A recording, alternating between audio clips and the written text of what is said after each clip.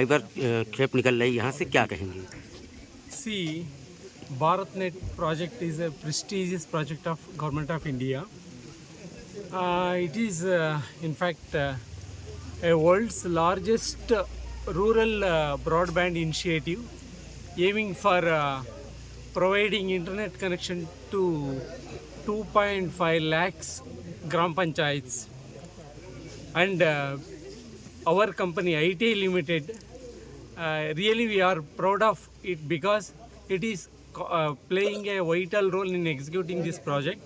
Particularly, ITA Raebareli plant, actually we have the responsibility of providing optical fiber cable of around 16,000 kilometers.